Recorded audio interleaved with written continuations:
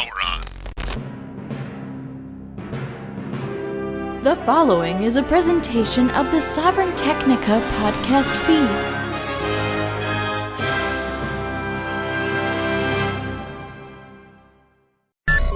I just went live because it's actually 1 minute after, so we are right on rocking and rolling. Okay, they can just hear this stuff, whatever. Who cares? Yeah, Brian, you juked me, man. You're like, oh, I'm gonna be 5 minutes late. I'm like, oh, I got a couple of minutes, and I come up here and you guys are already talking. I was putting laundry in the. I had some extra time to put laundry in the laundry machine, so I didn't actually plug in. I was sitting in here, but I didn't have my mic plugged in or anything. I didn't have time to do all that. And I just did it. So I'm basically just arriving. Yeah, no worries. Yeah, I was. We were just coming back from the store, and so we're like, "Oh, we're gonna make it in time," and well, we did. Nice. Good deal. Mm-hmm. You ready to rock and roll or what? Yeah. I don't know what we're talking about, but we'll just talk. Yeah, what? That's never been a problem ever. So no, I should have thought about some of this because I have over different times, and now I can't remember any of it. But yes, I have a list. So let's. One thing I do want to bring up, maybe if we have the time, is going on talking again about the world wars and the Ottoman Empire. And oh boy, was there a point that we didn't discuss about? I don't know if there was a point we didn't discuss about that. I don't know. Just about how the Middle East being carved up in all the states, and how just to kind of. We never really got into the maps being like existed. redrawn and stuff by the British. Yeah. And the French and whoever. Yeah, and the French. Yeah. The complicit people there, obviously had their own interest too. But okay. If we have time, that's one possibility of a thing. I'm not pressed. It's not like this is the last one we're going to do. Yeah, no. All right. Yeah, we're just going to do the history of the entire world in this series. Yeah. Got it. I've been thinking about a lot about that. I'll be Mel Brooks. Iraq, and then classic things. I don't know. Penguin, have you seen History of the World Part 1? I haven't seen anything.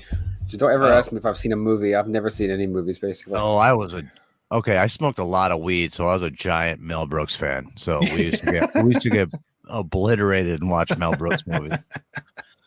And I'm Jewish, so it's like I think it's in the Torah that you have to watch Mel Brooks movies. So it says right in the Talmud. It says watch all Mel Brooks movies, even Dracula Dead and Loving It. That was a great movie. Oh, I loved it. I thought it was great. Yeah. But Lucy, I'm British. So are these. And she just opens up. Oh, it's fantastic. Anyway, all right. Moving Even Men in right Tights. along. I like Men in Tights too. Yeah.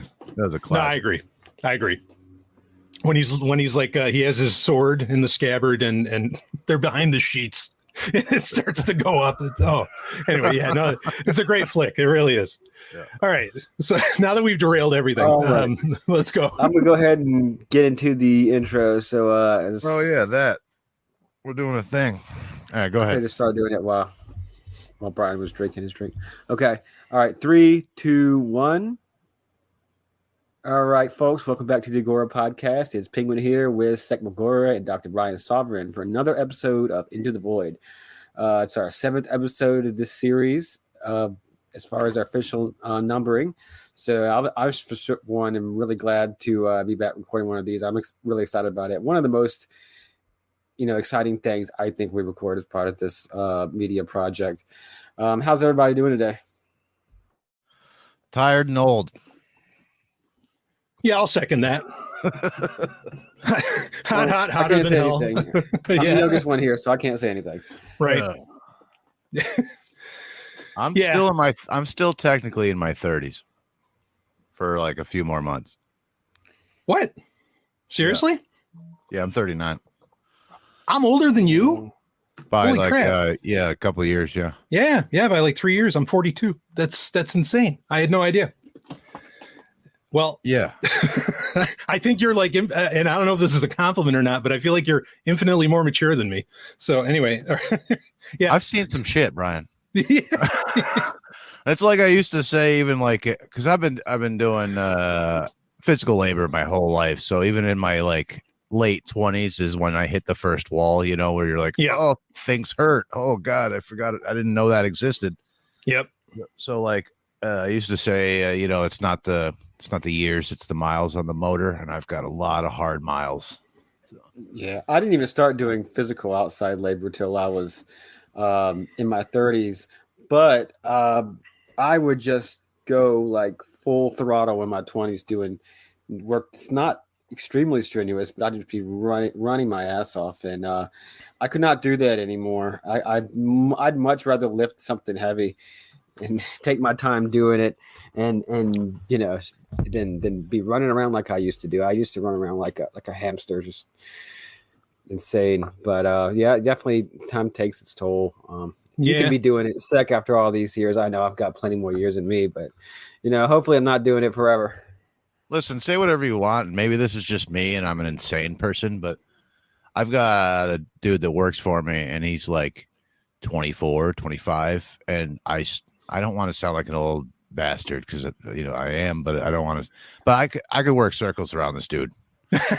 He works hard, but like still I'm like twice his age. Well, not quite twice his age, but I'm almost twice his age, and I could easily outlast, do harder, am stronger, everything. So yeah. But I'm half. It's really weird. Sounds funny, but it's true. I mean, just not. I mean, I've also been doing it my entire life, though. So I got that. Your body's kind of primed for it. Sure. Yeah. Yeah. So I'm not half the man I was when I was in my 20s. So, so it's different life that we've lived. But some of that is just, I guess it's just, I don't think it has anything to do with like, I'm not making these young kids today kind of a thing, but it's probably just, my old man put me to work when I was like 7 or 8 years old, so Oof. Yeah, we had a farm and he had a landscaping company. So I was free labor. Nah. I was a terrible worker as a kid. A lot of people get their kids to do something for them. I was a terrible worker as a kid. My parents tried, but God bless them. I don't know. They put up with me somehow. They still are putting up. They're still putting up with me. I mean, we live in the same town. They can put up with me, but no, I try to visit them as much as I can. They obviously want me to come around as much as possible these days. But I started working a little later, but I was lucky enough to kind of get a little push to start doing it. I mean, really, technically my first time I ever got any paycheck was like in 14, and then and stuff like that, and then it just didn't work out the same way for my brother, but he ended up catching on too. And it's just one of those things, like you can kind of catch on, but I think the younger the better. And I'm not an advocate for sending the little kids down into the mines, but send them to the mines. Send them to the mines. The children yearn for the mines. There's something to be said for a mix of work and education and play for like a lot of your life. Actually, I guess that's like all your life. You should have a mix. I mean, I don't know. I don't want to be like, I understand psychology and everything, and I just totally have this philosophy that we all should agree to, but I think that the whole idea that child labor is child labor in every case is not. I don't want to exploit children and exploit their youth, the fact that they're kids and can't do things for themselves, but I think they even at a very, very young age, like to help out and do tasks, Oh yeah, my kids, well, until a certain age, then they want to do their own thing, but my youngest loves helping. Sometimes it's more of a she's making more of a mess than she's helping, but she loves to help and learn stuff and whatever with us. And definitely here's a point that I often make that I don't think gets brought up enough is I think that it's kind of weird to say, but I think child labor can prevent child abuse. So like, I'll give you an example from my own life. My old man put me to work on a farm and doing landscaping and whatever else. And so by the time I was a teenager, I had the skill set of like a 30-year-old adult. So I had the ability to go, most abusive situations, the abuser has economic power over the abused. So like if you think of a abused spouse, a lot of times it's not the breadwinner. They have no place to go. They have no means to escape, economic means to escape. So if you have a set of skills from child labor, you are less reliant on your parents to be able to provide for yourself, because you have a marketable skill. You have things that you are able to do yourself. You need your parents less, and you have an exit strategy at that point. Right. So I went to work. I was on my own at 16, 17 working, and I didn't need my parents anymore. And my parents were very abusive, and they actually gave me my own ticket to escape, in a sense, because they put me to work so young. So by the time I was 16, 17, 18, I could outwork most other people my age. So I was making decent money right away, and I didn't need them for anything. They had nothing they could hold over my head. So I had my own apartment, I had my own whatever the thing, and I was fine. So I don't want to send kids into like precarious situations or back in the fucking coal mines either. I don't even like wage labor very much. So yeah, but for kids to learn like a decent skill or a little hustle, like you hear stories every now and then, the lemonade stand's an obvious thing, but I like seeing like this kid figured out how to make this app or whatever the thing, and now he's selling it, and he's got his own little business at 14 or whatever. Like, I love that little, I was a kid like only 20 years ago. So 20 years ago, I guess most people, I don't know. I felt like a kid. Most people just forget what it was like to be a kid. They have a vague memory, but it sucked to not be able to be, to basically be expected to be helpless, except in like reading, writing, and arithmetic, and basically be helpless and fully dependent, which just isn't.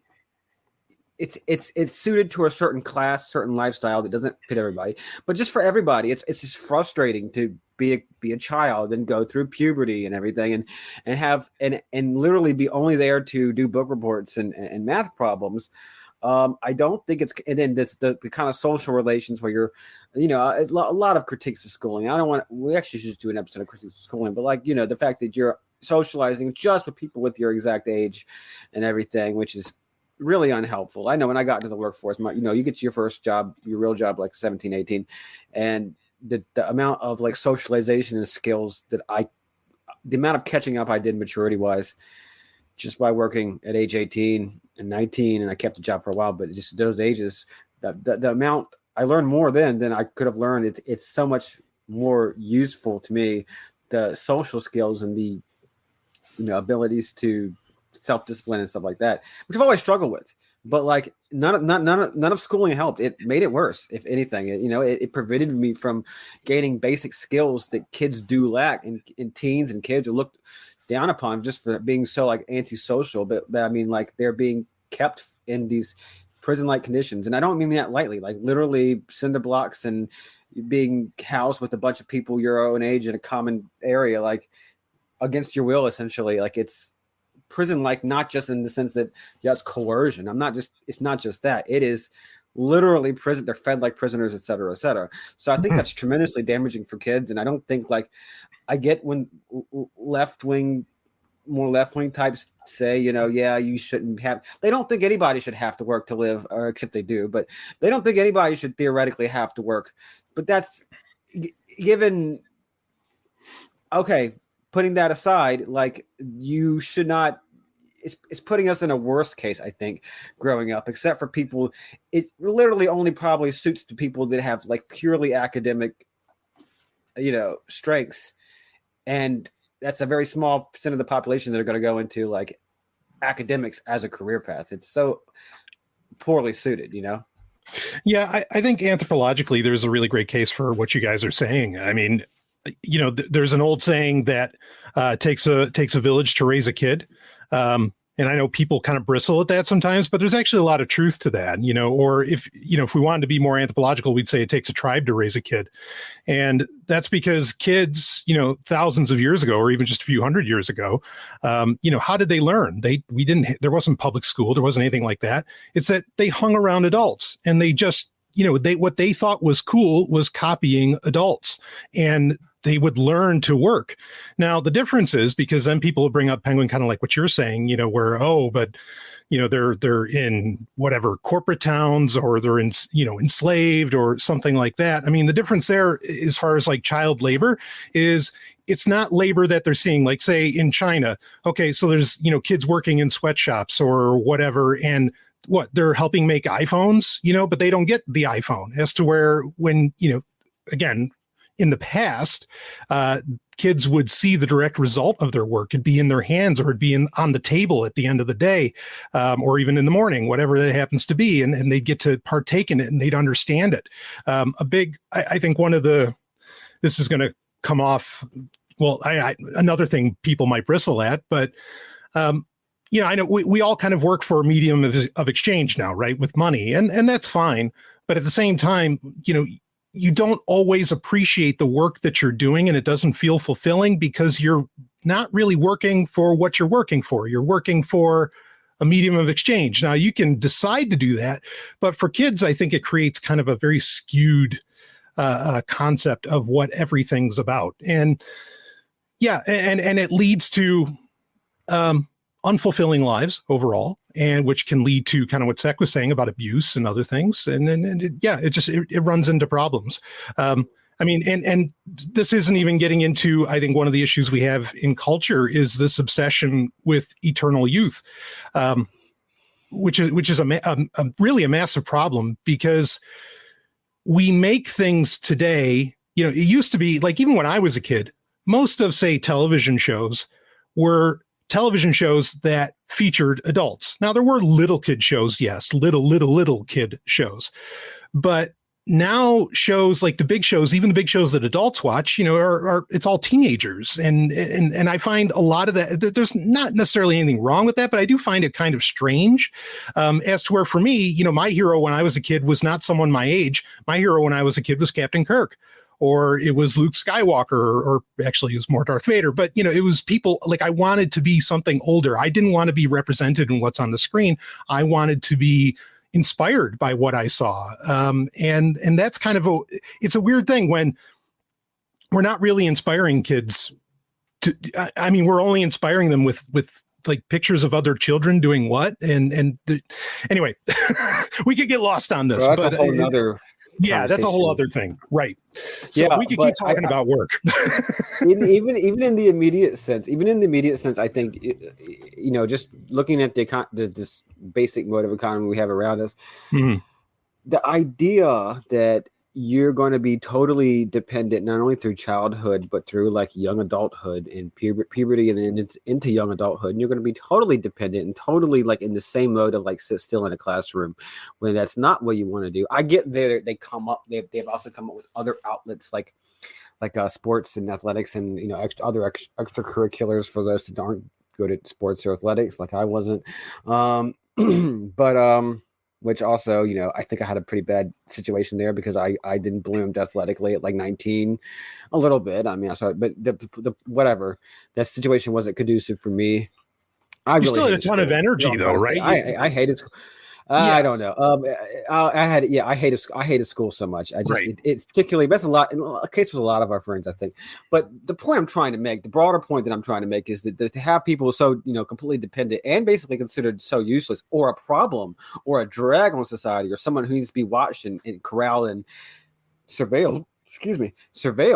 I think it's really psychologically tough on like somebody who is literally a young adult. I know we want to just eliminate that category. A big problem I have is that we want to eliminate like a very large category of like the progression of human life. Is like we want to eliminate the concept of a young adult, which is not the same as like a fully grown adult, but it's not the same as a child. It's not at all feels like a child. It doesn't, being that person doesn't feel like a child. You don't have the capabilities, or the lack of capabilities basically as a child, and lack of faculties that a child has, which is intensely curious and sucking a lot in mentally and using all their senses and learning as much as possible. And you're not doing it as much, but you are very much not quite an adult, but you very much have many of the qualities of an adult as well. Probably closer to an adult than a child, really, once you get partway through that. Due to puberty and everything. And we kind of want to eliminate that and just keep them in this mode of like, you're I mean, I know this is such a common argument, but it's tremendously frustrating, and it hampers the ability, except for like maybe the top 5 to 10% of achievers. And then everybody else, including very capable people that are just not in maybe 5 to 10%, and maybe things kind of mold themselves to benefiting them. All the other kids, I mean, it's pretty damn frustrating. At least it was for me. Yeah, well, and it's insane that, kind of like the path that I went on. So like we were talking about the hard labor, or the quote unquote harder labor, the outside labor, perhaps, that you guys get to experience. I've actually always wanted that kind of job, and it just never, I don't know, the cards never really fell that way. But I pretty can't much do an office or a screen. I would. Yeah, I need it done. Yeah. Right. Well, that's the thing is right. And I hear you. And like, it drives me. I mean, especially now, now there's too many screens. At one point, screens were cool. Now they're the bane of existence. But regardless, for me, it's like, okay, I go and work fast food. And then what is my job? What is the one thing I do after working in fast food? I join the military, and literally go and fight in 2 wars. And it's like, something was missed there, like there's some stage of development. There's something very screwy about that whole situation, that, you go from fast food to going overseas and fighting in some war. I mean, yeah, the schools. Yeah. I mean, when you put it that way, when you put it that way, that is fucking crazy to go from like, here, you're flipping burgers or whatever the fuck. Yep. And now here's a rifle, and go point it that way. And you're like, what, 18 or 19 or whatever the thing. Sure. That is insane. There's no way that should ever happen in a just world. Yeah, exactly. I mean, but this is, again, it speaks to the point that the way that kids are, quote unquote, raised today, there are just a million steps missing. There's something not right about that, because that's a path that so many go on, including myself. And it's freaking insane when I think back on it. But I love that I have like this is a position that but roughly all share while we're here, where I have like this strong sense of justice, but and I guess a very open mind, politically, philosophically, and whatever, at least in some respects. But I don't just fall into these basic heuristics. Like, I'm not just a leftist or someone in this line on this position with leftists, which says the fewer minors we have working, the better. The higher of an age you are kind of pressured or coerced or whatever to enter the workforce, the better. The less people that have to basically work, the better, at the expense of like leaving people with no skills or means of like individual subsistence or like economic agency at all. That's what making a large portion of society a welfare charge is. It sounds great. I mean, besides the economics of it, it's just, okay, look, 30% of the people are just going to be surplus people that we're just going to warehouse somewhere, and they're going to have zero agency. That's the logical, obviously, extent of like the worst of like how things would go. But, and then have the least number of basically the highest age in the workforce and stuff like that. Like, that's not really, those aren't the metrics of success. It's a lot more complex than that. It's always some very simple metric, and it's just like the least number of minors. They always have these posts on Twitter where they show like McDonald's or Taco Bell saying we can now hire 14 and 15, now hiring 14 to 15 year olds. And it's like, look, I don't want to speak about every 14 or 15 year old, but there might be a 14 or 15 year old in a certain situation that might be considering getting a job for whatever reason, that I don't want people to be coerced into having to do things they really don't want to do. But that steady paycheck might be 10 times better than being in their position without a paycheck, and might actually put them ahead of their peers in a way that their situation with schooling and their academics, just because of their life, isn't. I can't predict that thing, and I don't think there's a cookie cutter solution for everyone. And that, just cutting that option off and saying this is victory, this is justice, I think is myopic. And well, here's where I might. Sorry to cut you off there, but here's where I might might agree with their sort of desired end conclusion, but I don't agree with their means. So like what I mean by that is I am somewhat sympathetic to like what they call anti-work. So I would like to see a world where everyone, even if money, exists in this world, I would like to see a world where everyone does what they enjoy doing for a living. So like what anti-work means is just like there is no undesirable labor or coerced labor, and people, generally speaking, do what they would like to do or pursue their interests as a means of providing for themselves.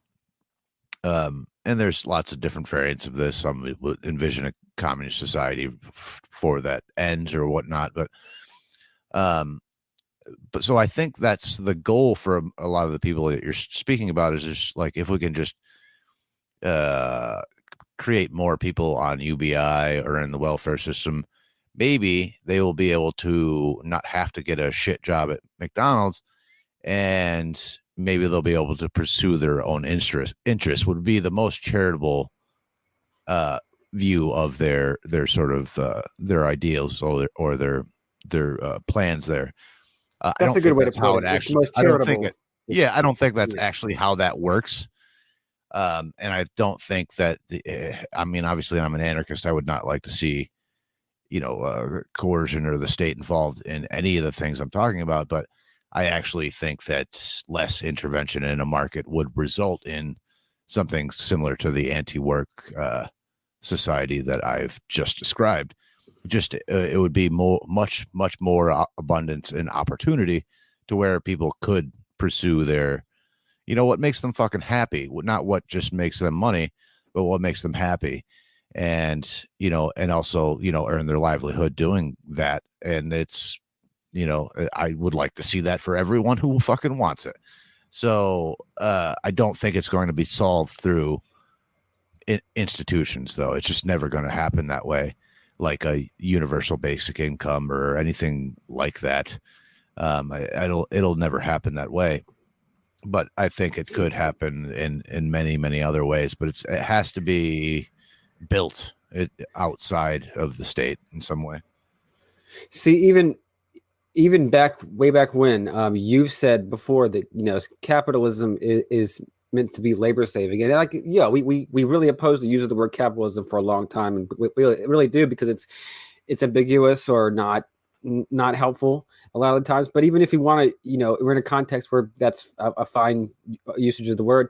Yeah, I think capitalism is supposed to be like labor saving. It's supposed to provide us with more abundance and more goods at cheaper price, for cheaper or less resources or less time worked. And I think that when, or if you don't want to call that capitalism, fine, free markets, kind of markets without these other incentives that aren't separated in the current context, but are separable from a market economy.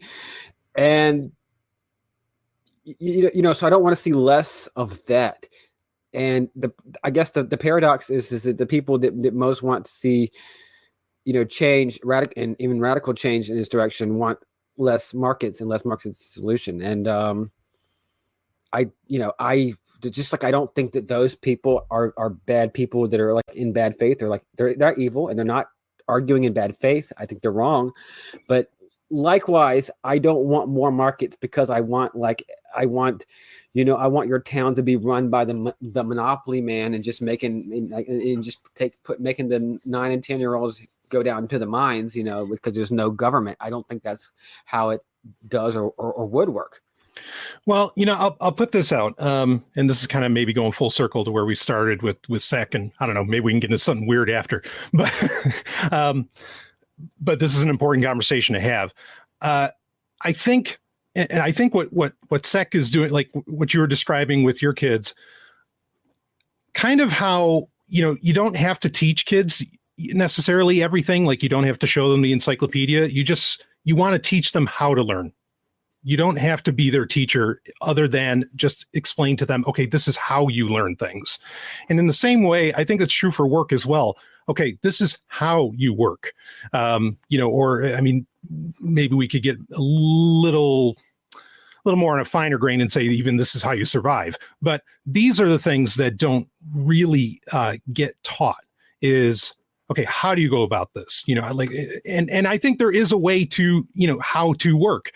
For example, if you're working, you're going to encounter other people. There's going to be some element of customer service, but how many people are taught anything remotely like customer service? And I don't mean like the dregs of, working at Target or something like that and having to deal with all that nonsense, but just in general, how to interact with people. I mean, that's kind of something missing.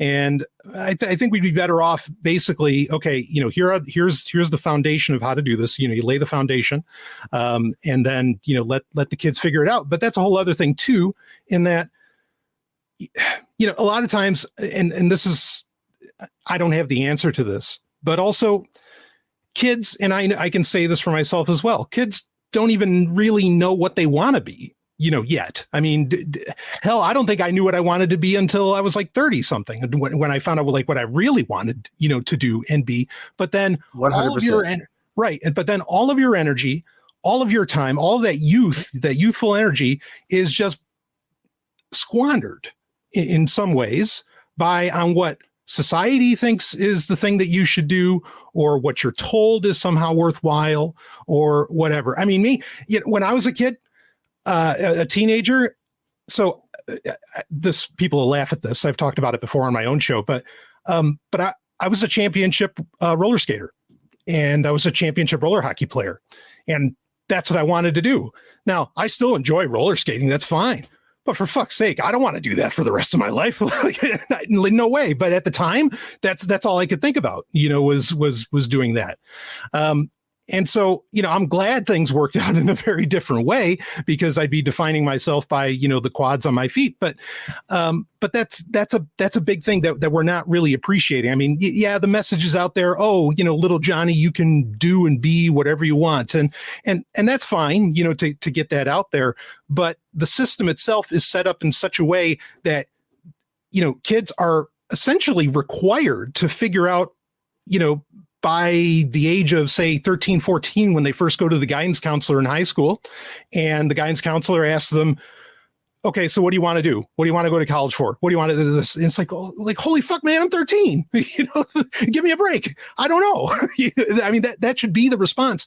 But society is set, at least in the West, society is set up in such a way that, no, you have to have this figured out early on. And I think that creates incredibly depressed individuals, either in, not long after that, or maybe even decades after that. And that leads to a whole ton of problems. I think it's very related here that the school system was set up to create obedient soldiers and workers. So you said the platitude that they tell every kid, oh, you can be whatever you want to be, when really the economy, if everyone was what they wanted to be, the current economy would collapse. They need a population of workers and, well, soldiers too, to work the stuff, to do the shitty jobs, or sit in a cubicle, or whatever the thing is. They need, currently the way our economy is set up, they need a certain amount of people to not chase their dreams. And I think, I don't want to say it's entirely intentional, but I think that's where all the incentives sort of drive this entire system. And I think that's might be part of the reason why they keep kids for so long. So like, if you allowed kids to try something different, or try to start a business at 12, 13 years old, or whatever the thing is, and actually teach and develop the skills and facilitate the things that they need to try to do that, they would have tried and failed several times by the time they're actually a full grown adult. And maybe they would have figured out what they want to do, maybe not for their whole life, but for the next decade or so, and the abilities to make that happen. It takes a series of trial and error to really kind of, number one, figure out who you are, what you want to do, and how to make what you want to do come to fruition. That all takes several attempts before you really can. And some people never figure it out, but that's going to take you several tries before you can actually like figure something out for at least a while. And you're absolutely right, Brian. It's like, nope, you don't have any of that at all. And then now you have to make that decision right at fucking, in your junior year in high school or whatever the thing. And that's what you're going to fucking do for the rest of your life. Instead of like giving the people the chance to like figure it out. And I think I think if they allowed people to figure it out, people might not do the jobs that the powers that be need them to do to keep this entire system going. Yeah. So first off, I do want to agree with what you said. Like the idea that I was 18-year-old, 17, 18-year-old, obviously definitely destined for college. You got to go. And I don't even know, I'm in college learning what the jobs are. I'm supposed to pick a major. And then I'm still learning what some of the jobs were in my 20s, even in my 30s, just to understand what some of the jobs out there actually entail. But some of that's more general, more specific knowledge than you need to know to choose your interest, except you really don't know until you kind of dip your foot into something exactly. Yeah, I was definitely being asked, like, what's your intended major, when I didn't even know what most jobs were. And I was not prepared for that either. Not that it's anybody's job to prepare you for that. I mean, they tried. There was such thing as a career day. I get that. But anyways, even if we don't live in a world where everybody can just pursue their dreams or whatever, that's great. It's a great ultimate like conclusion or whatever. But even if people of a younger age and young adulthood have to work a job that their first job or second job that they find crappy and tedious, and it's a wage labor job, and whatever, I think there's some tremendous value in making money and using money as a medium of exchange, because you can use it to buy various goods to your preference or whatever. But even in a situation where, I mean, right now you're filtering for the people I think that are the most economically precarious, as most parents see it as their duty to keep their kids out of the workforce until they're at least 18. So you're seeing a kind of a skewed picture. But in general, like being able to earn a paycheck and learn how to budget and save your money, and these are famously skills that people will decry or not taught, and that people don't know. But there's not really a way for them to learn. Even if you made a class, that wouldn't really transfer the skills to them, I don't think, in a way of actually doing them. And like I said, there's a socialization and learning the ability to work and do things and manage your time and everything. I was not able to learn those because by being told to do those things, or being assigned homework. That was just not going to work for me. It did not work for me. I resisted it. I didn't do it. I got in trouble for it. And to this day, I'm paying for not listening to my parents and teachers growing up. And I'm not saying I'm some great anti-authoritarian like hero. I just didn't want to do stuff, but I would go to work and basically do what I'm told there. And to the extent that I was able to mature in that environment. And I think it would be a lot more conducive to a lot of the issues where a lot of younger people don't adapt well to the school environment. And does that really mean that they would not adapt to an environment where they're like earning money for being there versus being in almost a semi-carceral environment? Yeah, something a trend that's happening right now in workspaces, and this is partly due to, all right, we'll say the pandemic. We'll just put it out there. But it was starting to come up before then, and this is the 4-day work week. Okay, now you might be wondering, oh, what does this have to do with this? And that is, there's like, shall we say, shit work that I would be willing to do as long as I'm not doing it 8 hours a day, right? Like, in fact, we have the research now to show that most people, like their creativity and their ability to work, you're lucky if you get a good 3 hours out of anybody, with, for their maximum amount of energy to really get things done. Now, so this idea of the 4-day work week started becoming a thing because of this research that, well, you know what, you don't get that, people really, they need more time off. They got to let their brains recharge and all of this stuff. But the problem is, like, okay, so I remember reading about, the concept of a 4-day work week or whatever, years ago, like 2014, 2015, around there is when the idea, I think, really started to blossom. And now people are implementing it, partly because of, the work from home schedules and everything.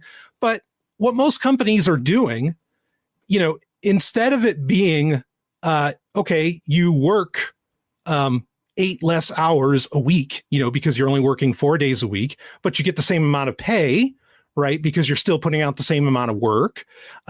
Instead, you're still working 40 hours a week, but they're just jamming it into 4 days. And for me, there's no real benefit there.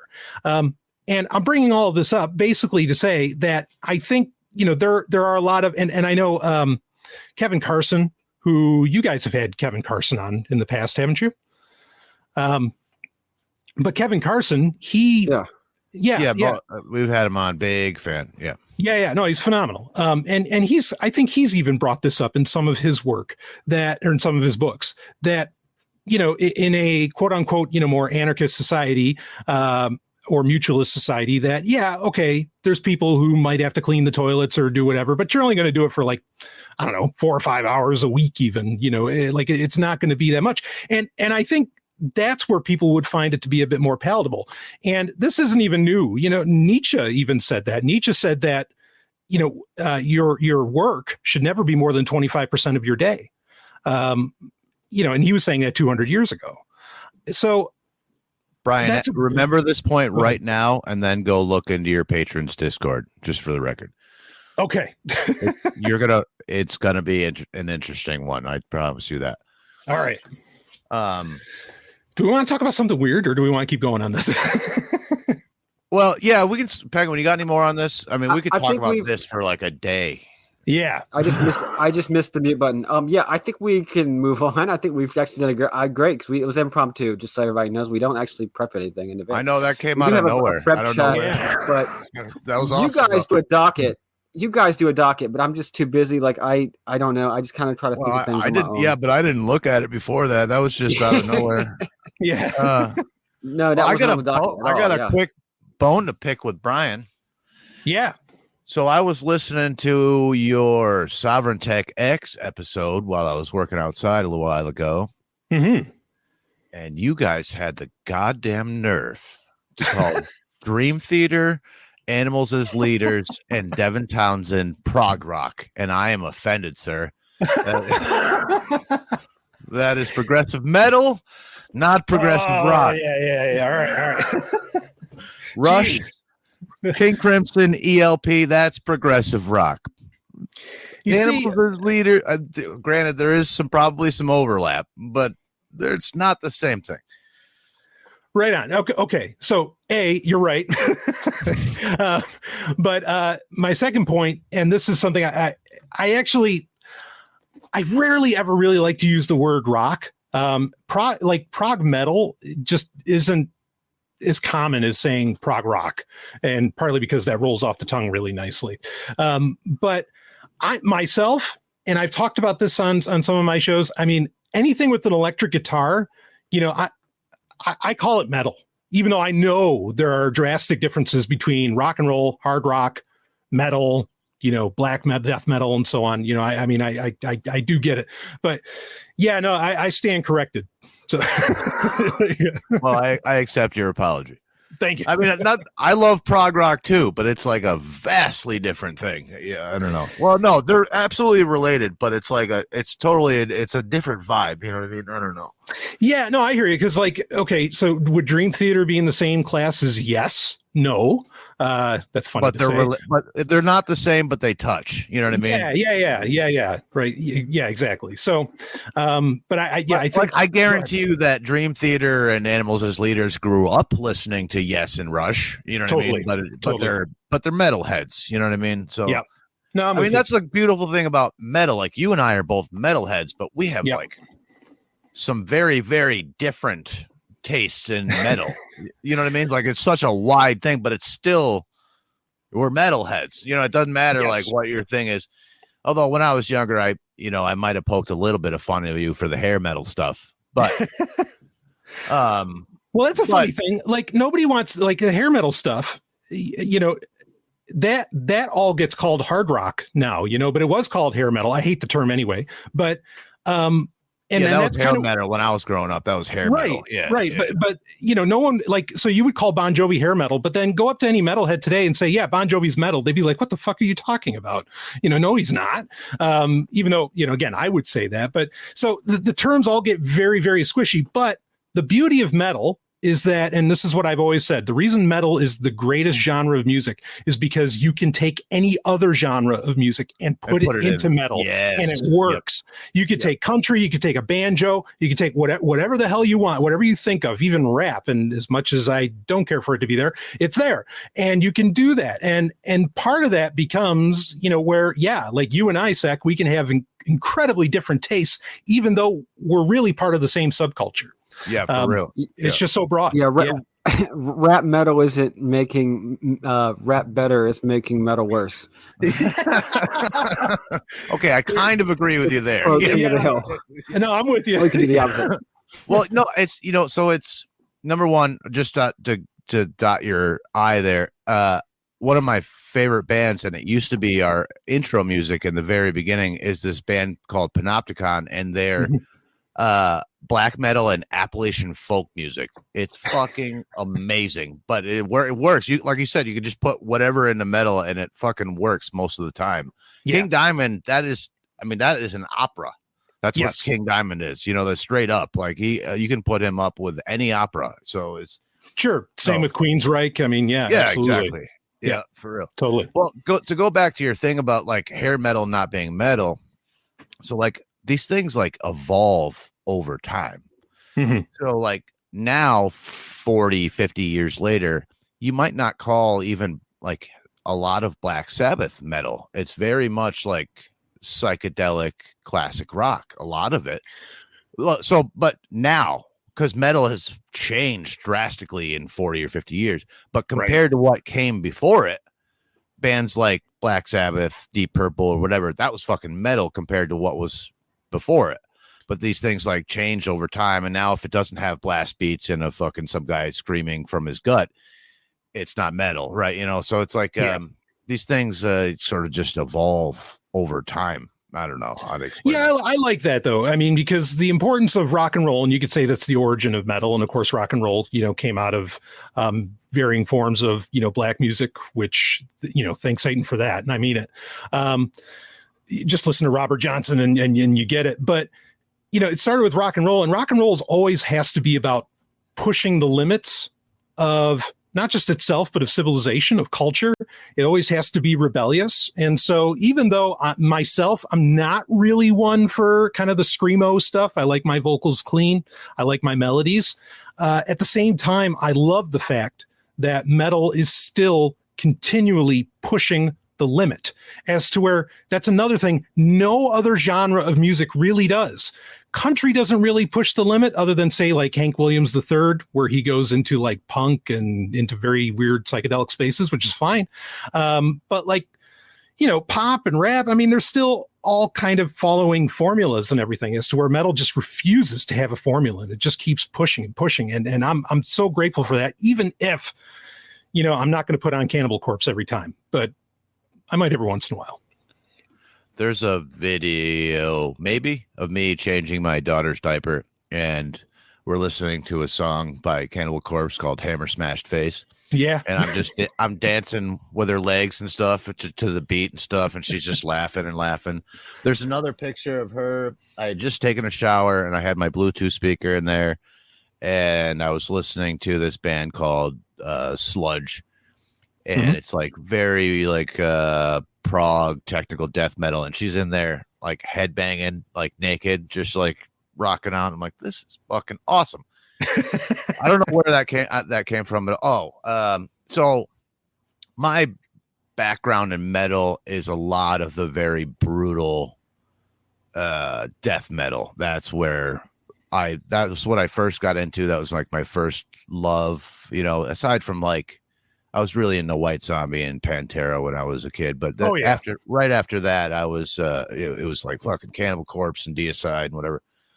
And at that age, I was actually much less interested in the, like, I heard Opeth then, and I'm like, nah, this is not brutal enough.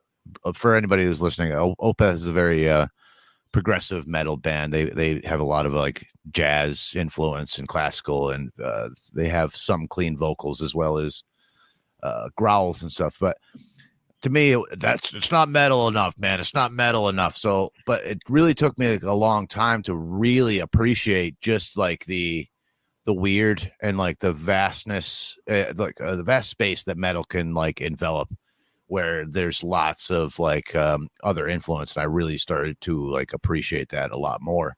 But it was like it took me getting older and out of my teenage years, I guess, to kind of to really appreciate that. But you're absolutely right.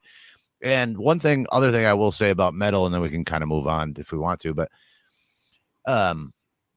there is like a brother, and I talked about this with Nick Pazuzu from the lead singer of the band Tribe of Pazuzu when we had him on, is there is a fucking camaraderie amongst metalheads that it completely ignores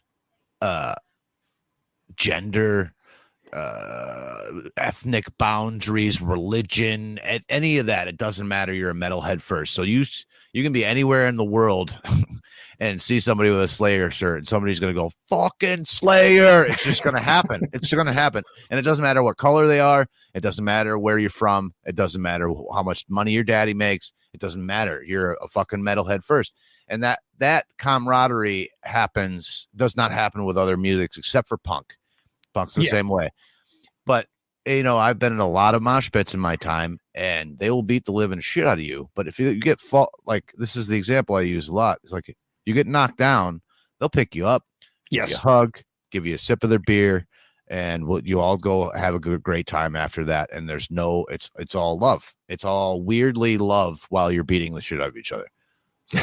I don't know how to explain that in any other way. It's like I don't want to call it a brotherhood because there's a lot of badass metal chicks, but it's a camaraderie that doesn't exist in many other kinds of music. Yeah, no, I mean, there's a reason it's still going strong. I completely agree with that. There's a song by Manowar. Which are pretty metal if you're going to rock them. There's a song by Manowar called Die for Metal, which is a bonus track off of Warriors of the World. And that pretty much encapsulates everything you said, Sek. The whole song is about how, you know, this guy just shows up. He just lost his job. We were just talking about work, which is kind of funny, but, you know, he just lost his job, and instantly he just goes to a metal concert and guys buying him a beer, you know, and everything. And it's just that camaraderie, that instantaneous. I love that song for one, but yeah, no, it is an amazing thing. And, you know, you instantly connect with people. And, you know, I've been to all different types of concerts for all different types of music, and you feel the very different energy. You feel the camaraderie at a metal show that you do not feel at a pop show. You do not feel at a country concert. That's a whole different animal at a lot. And I'm not knocking necessarily all of this stuff. I mean, hey, I'm a huge fan of Janet Jackson, but, you know, at a metal show, there really is something specific there. And I don't know if it's because it's reminiscent of Mithraic cults or what, but it's pretty amazing. We'll put it that way. That was a great opening for a segue there, Brian. Thank you. I caught that. You're a professional here. I've been told. So yeah, I'm going to leave this up to, actually, no, I got one thing, and then we can get into something weirder if we want to. All right. Penguin, you got anything to add on the metal stuff? No, yeah.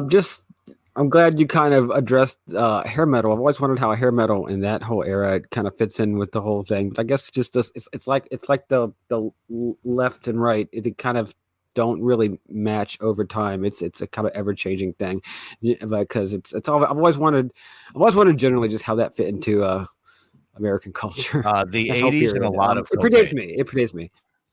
The 80s and a lot of cocaine.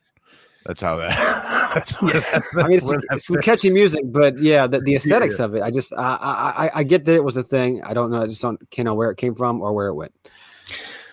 Yeah, I think I'll say that very quickly, and then we'll move on. Hair metal, I think, was a response to disco. Well, yeah. Oh, it was certainly a response to disco, totally, and because disco became a big deal. Why? Because it was sexy. Everybody's dancing to it and doing whatever else, and metal needed sexy, and that's when hair metal became a thing. Interesting. Yeah, because a lot of stuff was a response to disco. There was a lot of different responses to disco culturally. Disco was apparently a hugely polarizing thing.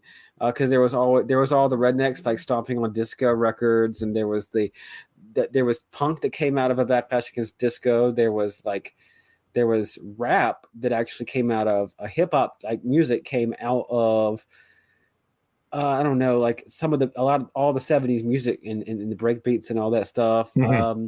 I don't know how much of that I'm sure there was a part of that was a reaction to the disco, but I know like punk and a lot of hard aesthetics were a reaction to disco, as well as, I know all the country musicians hated disco and everything. And there was a big reaction, like I mentioned, on that side. So it's just funny. I think disco was a bit, which so like predates my life, not just my memory. I think that was a very polarizing time for people. Yeah. I mean, it's also, and just to bring up too, it's also MTV, because MTV was a visual medium. And hair metal was easily the most visually distinct and relied on its visuals. Think like Kiss, even before they took the makeup off, at the time. And so they were just tailor-made for this thing called MTV, which was such a massive cultural force that people just don't realize today. Let's get weird. Yeah, I was not a MTV fan back in the day, Sure. But I did like Headbangers Ball. That was definitely watched a lot of that. So Definitely. They put a lot of bands on there that they were not super famous either on Headbangers Ball. So I would have never have heard Faith No More if it wasn't for Headbangers Ball, and I'm eternally grateful. Yeah. I had you pegged for a Patton fan. I fucking love Big time from Mike Patton. So big time, Mr. Bungle, whole thing. Absolutely. Oh yeah. Tomahawk. I love the Melvin stuff too. His work with the Melvins, the Phantomas and the Melvins. But anyway, obscure bands nobody's heard of. Anyway, so we didn't get into. What's weird is we have a list for those who don't know of things that we want to talk about but are afraid that we'll forget, and we weirdly touched on several of those things without trying, which is fucking weird. I have being productive in here, and also anti-work and metal's also in here, and that's fucking weird because I swear to God we didn't plan that at all, but I haven't looked at that list in a while, so me neither. I just now pulled it up. But we didn't get a chance to go into pacifism last time. And I want to I don't want to do a big thing, but we don't have to do a whole thing on it. But you call yourself a pacifist. And I just want to know, what does that mean to you? Sure. Yeah. So if somebody wanted to read entire books on the matter, I'll just bring this up at first, but then I'll get into it more personally. But the Global Center for Non-Killing, which was started by Gene Sharp, who, did his research for the CIA. I don't think that makes something inherently wrong. In fact, I think it makes it inherently interesting. It might end up being used for nefarious purposes, and I think a lot of Gene Sharp's work was. But just because something was CIA funded, again, does not make it unworthy research whatsoever. Otherwise, go ahead. Just to interrupt, I think James C. Scott also worked for the CIA in some capacity. I can believe that. So and so I think they were funding a lot of stuff over the years. Yeah, also, Thornley, one of the guys that created the Church of Discordia, was apparently working for the CIA for a while. So, understand. Or go ahead. No, just everybody was apparently. That's just how it went in the 70s or something. I don't know. Yeah. I mean, so we talked about this, I think, maybe in the last Into the Void. I mean, but I'll be very brief. But just that, the CIA effectively came out of the U.S. Kind of came out of the U.S. Army, right? Before there was the CIA, we had the OSS that would exist in varying times of need. And so part of the Army, in fact, I was in this. I was 36 uniform. That was my MOS. Is psychological operations. Now they still have that there, but that was a lot of the 36 uniform department years ago, before there was a CIA, would go into the CIA. And so you could argue that while yes, its purpose is espionage, part of it, its initial, okay, how do we do great espionage, was understanding psychology, was understanding the human psyche. So the idea that the CIA funds things that end up becoming, like, say, the work of James C. Scott, looking into, anarchism or whatever else, or, in other populations that, like in Zomia, right, where they're China continues to have a problem with them. We just can't conquer and tax these people, God damn it. Or, somebody starting the Church of Discordia and so on. It's not a surprise, because that's the research the CIA was interested in, even if, sometimes these people didn't know they're even being funded by the CIA, quite frankly. But anyway, that just laying out a little bit of history and just making sure the point is clear, that because when I've brought up Gene Sharp before, instantaneously everybody just says, oh, he was working for the CIA. And it's like, and what? Almost everybody, honestly, has worked for the CIA at some point, whether they realize it or not, and so that argument doesn't really hold water. You need to disprove what the person's saying first, regardless. So if anybody wants to, kind of read up on that, I think it's a very worthwhile read. Gene Sharp has done a lot of research on real world examples of pacifism, kind of his mainstay things. And this will get into, my point on it.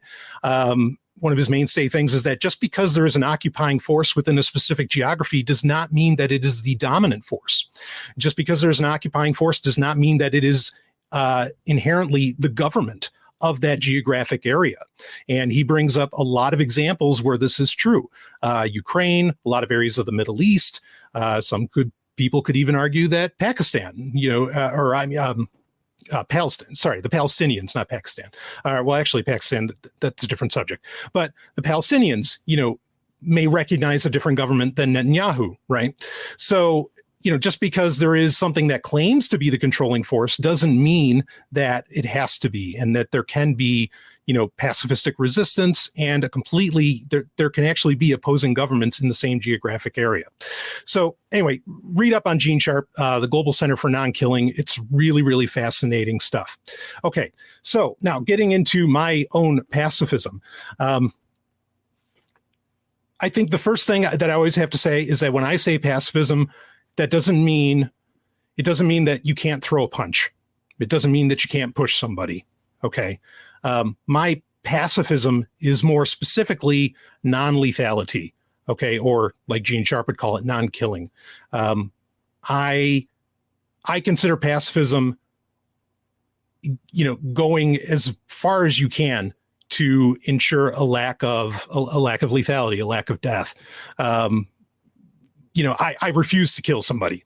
And that's ultimately my pacifism, is that I refuse to kill another human being. And go ahead. Sorry, I want to dig into the details a little bit, because everyone seems to have a slightly different view of what pacifism is. And some people, I do not consider myself a pacifist, but the way I've heard some pacifists describe their views, I'm like, well, I mean, I agree with that. That's not what I thought pacifism was, though. So like just now you said going as far as you can to not engage in lethal acts, or I'm sorry, I'm misquoting you, but essentially that's what you said. Yeah. Yep. And so where's that line?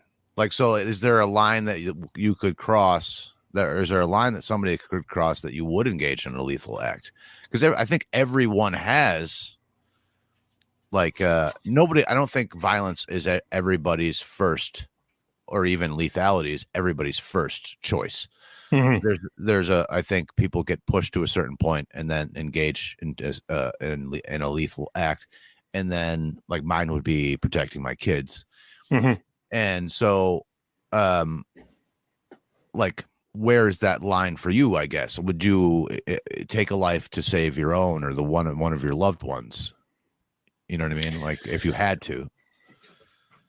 Yeah. So there's a great saying.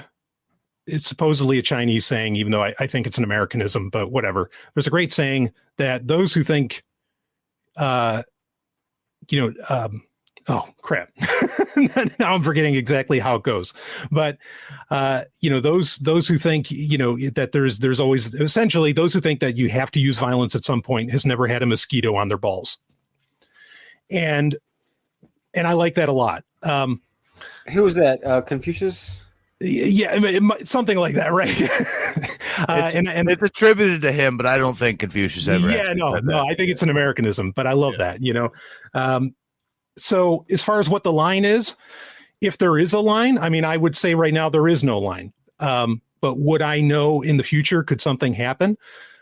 I mean, I guess maybe, the human brain is in many ways incredibly versatile and incredibly resilient, but then it is also in other ways very fragile. So, it's very hard for somebody to say these things with any real definitiveness.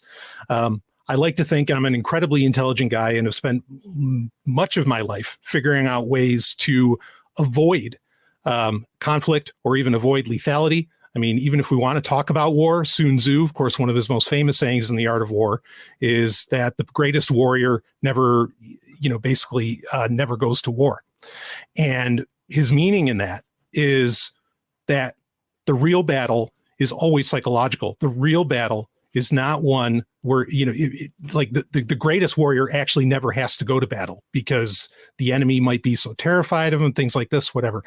And I mean, I could get into an entire diatribe around self-defense, and it's more because self-defense is more than just like knowing things. I mean, yeah, so I'm expert in Krav Maga, but self-defense has almost nothing to do with any kind of martial art, has almost nothing to do with weapons, with guns, with things like this. It's self-defense is 90% psychological. A person who knows what they're doing with their body or with whatever implement they have with them, would, even the smallest person will beat somebody over 6 feet tall, 250 pounds, jacked as fuck, who doesn't know exactly what they're doing, so kind of going around this, but bottom line being, I don't know of a line that I have where I wouldn't engage with this. That said, a pacifist is, of course, always welcome to walk away. And so if I was in a scenario where, okay, like, no, I didn't kill this person, but they find themselves in a situation where, it could be lethal to them. I'm not necessarily required, or I'm in no way required to save them, in that sense. I think if I were to put it really simply, my pacifism is I'm Batman. No, I mean, I'm not Batman, but the idea, I'm not one for guns. And yeah, I'm just not going to kill people. So, something I say to like, people I know, it's like, the best way to get your vehicle, unstuck from the mud, you don't get your vehicle stuck in the first place. Yes, exactly. So you're right that I think most conflict can be avoided, and I don't mean this in like I don't mean like you walk away or you back down from a fight even. I just mean You see these things coming ahead of time and you avoid dangerous situations of all kinds. You kind of think about things ahead of time, and you're make sure you're aware of your surroundings, and these are all self-defense too. Yes. You use your brain to not get yourself in a shitty situation in the first place, where you're cornered and have to fight or anything like that. So, I agree with what you're saying, and I value nonviolence quite a bit. I don't. I have a weird love-hate relationship with violence in the sense that I actually enjoy violence. Like, I used to really like wrestling with my friends, and I used to like, we used to do a lot of like backyard MMA, and like, sure. in the fights I've been in, I really enjoyed being in the fight at the time. But I also recognize, because I have a fucking brain, that this is like a bad way to solve things, and it has a lot of negative consequences. It's like sort of like short-term hedonism versus long-term hedonism, where like you can think of the long-term effects of these things, and like overall your life is much better if you can engage and solve things non-violently as much as possible. I agree with all that. Yes. Sometimes though, you cannot know someone's intent. So like a recent thing that went around the internet is like, you shouldn't harm someone for coming in and robbing your stuff. Because you're and I agree, you probably shouldn't take anybody's life for fucking robbing your stuff, obviously. But your stuff is not worth using violence. Okay. That speaks to me, and I hate to be this person, that speaks to me as someone without children, because that would be fine, but you just can't understand the intent of the person. If I knew that they were just going to grab my whatever the thing and leave, it'd be one thing. I'm not going to, it's fine. Just get out of my house, whatever. I can replace stuff. I'm not worried about stuff. Yeah. I don't know what they're going to do next. Right. So I'm at that point, I'm going to be at least in a ready position to use force if necessary. I'm not saying I'm going to immediately start shooting my gun, but I'm going to be ready to at that point, because I have children to protect. And it's one thing with me. If it was just me, it's one thing. Like I can control the situation between me and that person very easily. It's much harder for me to control the situation between that person and me and that person, and also protect my children who cannot defend themselves at the same time. Yeah, so I have to eliminate that threat before it becomes too much. Do you know what I'm saying? Sure. So, I think you're talking about two things too. You're talking about one, the fact that you have kids and they're defenseless, and that you're like you have a duty to protect your children in a way that you might be open to more what amounts to uncertainty. If the children weren't involved. So that's one thing. The other thing is like, you don't know someone's intent, and you're not wrong to resist somebody. You're not wrong to resist somebody robbing you or stealing from you or whatever. And then they will predictably, you can't predict a situation. You can't know anyone's intent, but additionally, if you try to resist somebody, they'll resist your resistance, and they'll counter your resistance. And then it's an escalation. Yeah, now you're escalating. Yes. Up until lethal force anyway, and you can't know whether that would or would not happen. They don't even know whether that would or would not happen at the time, because they don't have full knowledge of what they are going to do in the future for whatever various reason they're robbing you in the first place. So I think it's pretty wide latitude if it's a forcible robbery, as opposed to, like, say someone's stealing something from a distance. Would you take hypothetically, would you take a 300-yard shot on somebody with this? If you can hit that far, no. Exactly. But I think you get a wide latitude when it comes to somebody doing a forcible, what amounts to a forcible felony, like a forcible entry into your home. On your people. Yeah. Okay. So I hear that, Sec, and I get it.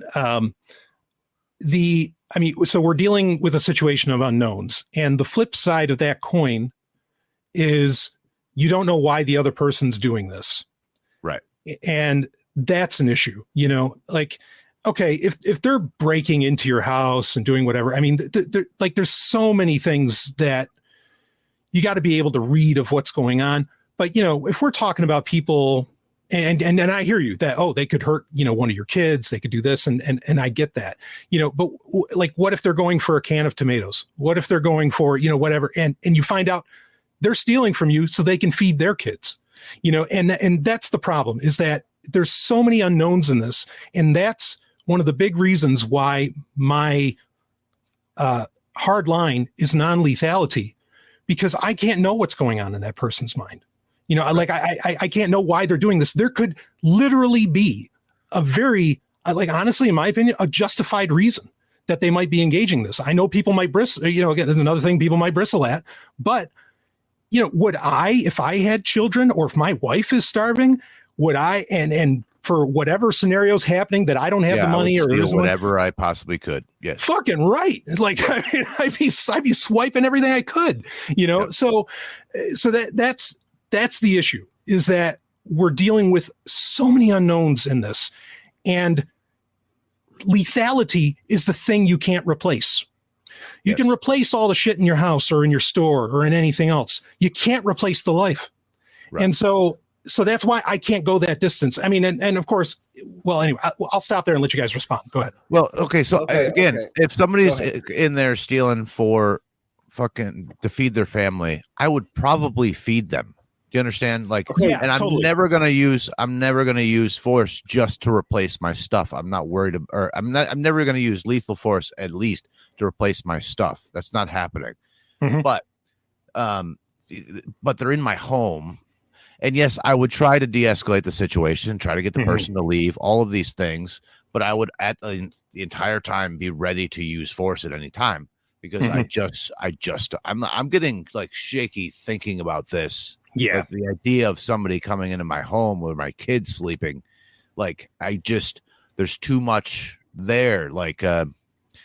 There's too many things that could go wrong very quickly, is what I mean.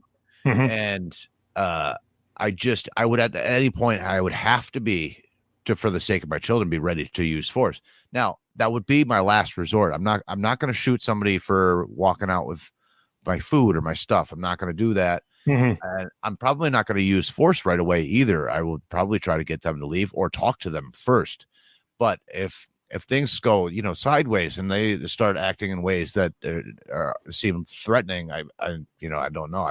I will not allow, just for the same reason I would steal to feed my children. I would do anything to protect my children. And there's no line. There is no line. So, I mean, I would you have no idea. Like what my wife and I have talked about this before, or my lady, it's scary the extent that you will go for children. It's fucking weird. It's the weirdest thing in the world, in the sense that it makes you almost more conservative in a lot of ways. Like, and I mean that not in a political sense, like a less willing to take risk, more desiring routine and the familiar in certain ways, but in some other weird ways, it makes you really, really fucking dangerous. Because, there would be, I'm sorry, there would be piles of bodies to protect my children. Do you know what I mean? So, sure, yeah. I understand where you're coming from, and I agree with you all the way up until the point where any of that fails, where any kind of non-violent, communicating with them, trying to get them to leave, trying to talk to them, if they're stealing food, bro, I will let's go. I'll go buy you lunch right now. It's fine. Right. This is cool. Just don't come in my house like this. And, if you're hungry, I'll feed you, so I will do all of those things, but it starts getting real shady and going sideways. I mean, I'm going to use, at least be ready to use force, if not use force. That's just how. Yeah, but we do have to look when we get into these arguments and everything. Maybe I'm going to have. There's no argument. I understand, but Brian. Yeah, right. Yeah. No, not arguments between you two. I'm just saying when people argue about the use of force in general, especially use of force to defend property in general, we do have to look at reality. Like I've seen there is a long tradition of norms, whether it is through historical, I know it's Islamic rulers, and that law is very, very specific on the very harsh punishment for theft. But when it's food, you make an exception. Or I've seen videos on YouTube where convenience store owners, actually they're also Muslim, that just happen to be, but I think this norm extends past that, where convenience store owners that are actually in a position to actually know that a person is stealing food, specifically they're stealing, and you know what they're stealing because you're watching them, they watch them on the camera. It was really just one of those videos that happened to show up on my feed through the algorithm, and it was they let them keep the food. And I've seen other stories like that, where literally when it's food, but so much theft, and it's definitely robbery and burglary. There is not very few burglaries or robberies where someone is trying to steal food or is trying to steal specifically to support just their food and shelter. And our shelter is very expensive at this point. So it's you could conceivably you couldn't possibly know that, and you couldn't possibly have that information at the time. But very often you're not having somebody stealing food, you're not being robbed just to pay for somebody's basic nutrition or something like that. And even if that were the case, you wouldn't have that basic sense of information. Plus, you have a sense of self-preservation, even if you don't have kids and everything. So I think there should be a wide latitude, since you can't read minds as a third party to judge the situation. You cannot read minds. So I think there should be generally a wide latitude towards crimes of force. Now, shoplifting is a different thing. I don't think shoplifting should be just, look, plenty of people own stores. They own stores themselves. I don't know if you don't have sympathy for large corporations, I don't know if we're going to make different laws and different rules for different size businesses, but putting that aside, someone runs a store, it's going to be against their interests to have their property stolen, and but that's a situation where there is less of a risk. I do like to think of a situation where we're all just like independent business people, and it's 1760, and we're all independent business people, and it's ye old general shop or whatever. Fine, that's one good way to look at what maybe ideal norms should be, or in a more ideal situation, at least in terms of just a pure hypothetical. I know shoplifting discourse gets a little tricky, obviously. Sure. But at least that's a situation where generally someone is like concealing something and leaving a store, and you don't have pro shoplifting, by the way. Yeah, same. Yeah. I mean, again, that discourse gets tricky. I can't say that I'm like pro shoplifting in all cases. I mean, if you saw a mother shoplifting formula, no, you fucking didn't. That's where I said. But anyway, I know, but that's not exactly.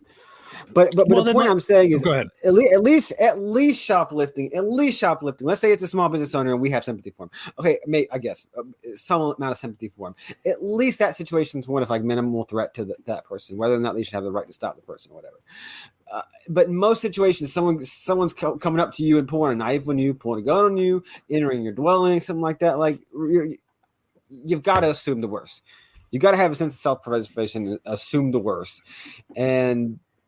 But I do see, obviously, I think there is a norm. Like if somebody is literally walking out of a store, my store, or walking out of my house with a can of beans, and I see they have a can of beans in their hands. If that situation did arrive, hypothetically, that's a totally different ballpark. It's just that we don't usually in the moment have that perfect information. Well, okay, so I'm going to bring in, and we kind of hinted at the entertainment industry earlier as well, but I want to bring it in again. I mean, I applaud a lot of businesses, even a little bit, or even entry level businesses, will say, like fast food, where they tell you if someone comes up to the register with a gun, you give them whatever they ask for. Do not be the hero. Do not be the hero. And I applaud that. The problem is that a lot of our, and there's another scenario I'm going to bring in here in a second. The problem is a lot of our responses that we have to varying scenarios that we could come up with, frankly, come from entertainment. And I don't just mean TV shows or movies. It could be books, could be whatever. And I think there's a real problem with that, because there's this hero complex that gets created, and the idea that if you are the hero, there is some kind of reward. And that reward is either, the hero who saves the day ends up with the girl at the end, or what. And look, I'm a guy who loves action movies. Okay. Don't confuse me here, but there's a real problem with that, where I think how people want to react to these sorts of scenarios, or how they think they should react to most of these scenarios, are not based in reality. They are based in fiction. They're based in cultural memes that are in everybody's head. So there's that problem. And this leads to the second thing, which is a different case. Let's forget about we don't have to forget about it, but let's move. We can move on from shoplifting, and let's say it's a situation of murder. We have the statistics. We know we've had the over a century or more of cases to know this, that most murders are a one-off. It's a crime of passion. Like, this is just known, that somebody just for whatever reason snaps in a scenario or whatever, it's a crime. That doesn't belittle the crime. But the point is, not everybody walking around is a fucking murderer. There's only, I don't even know what the minuscule percentile of people that are Ted Bundys in the world are. If there's even one in every generation, who the fuck knows? Okay. But the problem is Netflix and everything else is telling us, oh, they're everywhere. They're, watch this show and this drama and this and this and this. And everybody's out to fucking get everybody and everybody's a goddamn murderer and everybody's, when that's just not true. And we know that it's not. Now, again, I'm not belittling the one-offs, but we really can psychologically, after it's done, and when we know for a fact that's the person that did it, we can analyze these things and realize that, okay, this was a one-off. There's not just a bunch of bad people going around, and that's another one of the major issues with this is that everybody. Well, I think go ahead. I just want to interrupt. I think an important thing, a distinction to make too, because I watch a lot of true crime and stuff like that, and interrogations and stuff like that. And true crime videos, really popular, really well produced stuff on YouTube. So it's great, source of entertainment and everything. Sure. I want to point out that even with a lot of these cases of murder, the relation, there's almost always a relation between the perpetrator and the victim. So it's often friends, family, and it's pretty shocking. But I mean, if you're talking about in cases of, it's still pretty rare, obviously. There's street violence. You put the street violence in one category, then you take out the people that are killing their families or spouses or some close relation like that, and you get a pretty small number. And like strangers, you get a very, very small number. Well, yeah, and you raise a great point there, Penguin. But even if it is, when it does happen, the fact that it's like your family member, that's not what people are thinking. No, right. And I, I don't know the statistics on this, but I'm going to look it up after we do the show or after we're done with the show. I would not be surprised to find out that most murders are done by family members, against another family member. And that the amount of murders, the amount of deaths by strangers, not counting wars, which is, a separate conversation, but a worthwhile one. I bet the number's astronomically high. Boyfriend, girlfriend. You're most likely to be killed by your spouse. Right. Yeah, exactly. Yes. So my mom always said that how many people back in the day used to they said that the wife or the husband just up and left, or the wife just caught a train ticket to Oregon and everything, and they were at the bottom of the well out at the farm, or they got maybe thrown to the pigs or something. Oh yeah, it probably happened more so. How often did it happen? Yeah, and you just never know. But this is the thing: is that this is not, other than the true crime stuff, which I know is wildly popular these days. Most of the cultural messaging, whatever that comes from, does not parlay that fact. And if you're scared, well, I got to have a gun because somebody's going to fucking kill me. Well, you better have that gun pointed at your spouse at all times, because statistically, I bet that's where that's where most murders occur. And but you say that to somebody and they're going to say it's ridiculous, and then I'm going to say, right, it's ridiculous. So what do you got, Zach? So I think this leads to, I completely agree with you. I think this leads to kind of a broader conversation that maybe we could do another time. But I think most people value non-conflict. I don't think most people like engaging in conflict. No, violence or non-violent. There's always that person you've met or that kind of thrives on drama and rumors and whatever and the thing. But I think most people don't really like confrontation. They don't like violence. It's not very comfortable for most people in the planet. So you're right. Murders are very, very rare.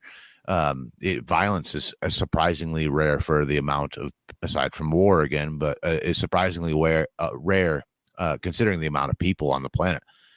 And so, yeah, you're right. You look at the news and you look at all these series and the true crime documentaries, whatever, and you would think that everybody's getting murdered all the time, when actually murder has been steady declining for decades and decades and decades. So, but and you're right. You're most likely to get killed by your spouse. Here's the thing: if your spouse wants to kill you, you're not going to prevent that. It's not something you can really take action You could leave and never have a spouse, or you could like keep your spouse under constant surveillance and maybe you'll whatever the thing. But that sounds like a terrible way to live your life. And Yeah, it's I mean, not, you can't never be in that situation. just I don't never know have what a to tell you. You're in that spouse. Yeah, situation. just don't do that. Right. I mean, what are you going to do? Put tamper-proof tape on all the antifreeze bottles? Like, come on. That's what I mean. Yeah, You can't live like that. yeah, exactly right. So, and even if you did all that, they'd still be able to get around it. They live next to you. They sleep Right. next to you. They, Right. maybe make you food. You're just not going to be able to prevent that. But you might be able to prevent, like, with some basic, like, sort of operational security, like other bad things from happening, not just violence, but like, yes, violence from other people, but also like, accidents and that sort of thing. You can prevent those with some measures. It would be, you could spend all of your time trying to prevent your spouse from killing you and still not succeed. It's like, it's a fool's errand. There's just no way you're going to do that. But you can prevent, like, with basic security on your house. You can try to prevent people from coming in your house or anything like that. Or even though that is unlikely, like, I'm prepared for natural disasters. This is also unlikely. You know what I mean? Mhm. But I still prepare for these things because if it does happen, I don't want to be caught with my pants down and my family's screwed and blah, blah, blah, blah, blah. So I have, a basic responsibility for these things. Same thing with like violence.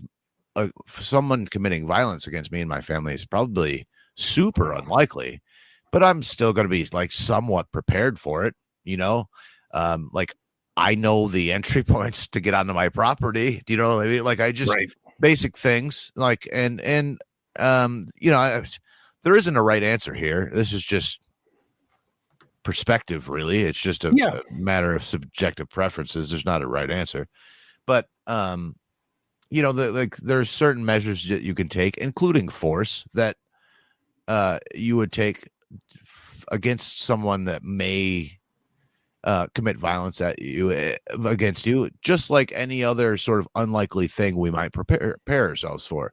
So even though like this, your spouse is most likely to kill you, there's no realistic way to prevent that. So you just have to fucking roll the dice. It's be like, trying to, I don't know, I can't think about better. Like the air is bad for you. Okay, well, I don't know what I'm supposed to do about. I mean, I could wear a gas mask all the time, but that's never gonna, I'm gonna have to take that off eventually, and then so it's like it's not a realistic like comparison. No. I don't think to like being prepared of like a stranger coming in, which is, I mean, it's possible. It's not likely that they want to kill you, but these things, can go sideways too. Like robberies go sideways sometimes. And Penguin made a great point earlier. It's like, okay, but you don't want to immediately go for force because now you're the one escalating this situation, and now you turned it into kind of a deadly situation where, like, you're right. People want to be the hero. They want to like, oh, I'm going to protect my family and I'm going to shoot them and blah, blah, blah. And I'm a big, strong man or whatever the thing. It's like, no, the way, like the best case scenario in that situation is like no one's getting hurt, right? Including my family. So if I start shooting or engaging in force with that person, there's also a chance that could go badly for me and my family. And I could have maybe solved that in a better way, and everybody walked away alive, like bullets ricochet, fights break out. And once fights break out, you can't always control where that goes, like, so you don't know what's going to happen, or they might also have a gun. And now you're in a shootout in your house with sheetrock walls between you and your family, so I understand all these. So like, I have no interest in being the big, strong, tough hero, but I do want my family to be alive, So no. Let me be clear where I. Go ahead. Sorry. No, go ahead. Oh, well, let me be clear where I stand for that. I do think that if somebody is in the right or has the right to escalate force, if the person is being assaulted, intruded upon, burglarized, etc., being robbed or whatever, I think that person has more of a right to, be the one that, I mean, obviously they have all the right to use force in terms of, I guess, rights or whatever, who's right or rights, however you want to look at it. And I think that's entirely reasonable in a lot of situations where you don't know what's going on. I mean, you don't have perfect information. You can't even probably see the situation. So it's perfectly fine if someone's entering your home while it's occupied, it's perfectly fine to shoot them and kill them, in my opinion. Simple as that. I mean, it should be wide latitude to do that. But well, no, I wasn't that clear about that. But there's a caveat to that, which is that that's a big deal. You're going to make a mess. It's going to be, you've taken a life. Even, I don't care what legal order you've done, you've now taken a life, and you've got it some way. Even just like the cops say, even if it's just paperwork, and it's a lot more than paperwork for them. They have to go through all this stuff too. But like, imagine if you're not a cop, like you got to answer to somebody about that situation because you've taken a life. Or, in ancient times before there was a established legal order, there'd be a situation where that could start a blood feud, regardless of the situation of who was on whose property or whatever, because property rights were also, primitive at the time. Or in a current legal order, for example, there's still a whole lot of people you got to answer to and still go out, you might be dealing with that situation for months. I don't imagine that there is a legal order where you do take a life, where you don't have lot of headaches, or you escalate to physical altercation. There's injuries, and the injuries take time to heal. And this is why I don't like violence, because it causes it more is still in your down the road. Yes, it's still in your interest to de-escalate if possible. It's still in your interest to use as little force as possible. I think just in your self-interest, to be honest with you. Yeah. No, I agree. I mean, I will lay out, I want to, kind of cap it off with, what you can do, or what I think is worthwhile that one can do, what I do, to prevent these things, because there are a lot. But I mean, I won't go over all of them, of course. But something I like what you're bringing up, Penguin, about that you have to live with it. And, this conversation isn't, I mean, it's hard, especially, like Zach, bringing in family and all this stuff. It's hard for it not to get emotional. And I don't want this argument to be emotional. And I'm not making an emotional argument here. I'm trying to be very just matter of fact. And that most of the people who want to be the hero have probably never taken a life. Now, earlier I flippantly had stated that, how I fought in 2 wars. Well, I actually did. And I'm not someone who, I'm not some hippie here, nothing against hippies. I'm not some hippie here who's like, oh, I'll never take a life or, anything like that. No, I've taken plenty, probably more than most on the planet. And I'm not proud of that. And there is a natural reaction that and I've seen it many, many times, that most people have when they take another life, regardless of how justified they feel. They vomit, they throw up. I mean, you feel so goddamn sick. First, second, third, fourth, fifth time you do it, eventually, yeah, sure, you get kind of desensitized to it. And when you get to that desensitization, maybe then you can kind of accept it and you're ready for it and you feel more confident in doing it and things like this. And that, okay. The problem is that even, again, like I said about being justified, the problem is, and this speaks to my point, that you just don't know why the other person was doing what they were doing. The problem is that even if you think you're so justified in what you did and know that person had to go, it was him or me, is that you can find out later on, maybe even years later on, the reality of that situation. So for me, the reality of the situation was I was in the U.S. military and I was shooting brown people. And the realization I came to years later was that I was actually the bad guy and I thought I was the good guy. I thought, here I am being patriotic. Yeah, they did this to the Twin Towers and everything and blah, blah, blah. No, I'm blowing up people's homes, like no shit. They came after me with a gun. Like, of course they would. And and that's one of the worst things, is that when you think about it later on and after you've engaged in what is effectively the final solution, taking somebody's life, and you realize, motherfucker, I could have done something differently, or motherfucker, I was wrong. And that feeling, it doesn't even matter paperwork, any of that stuff, whatever. That feeling will haunt you forever. And it is the worst. It is the absolute worst.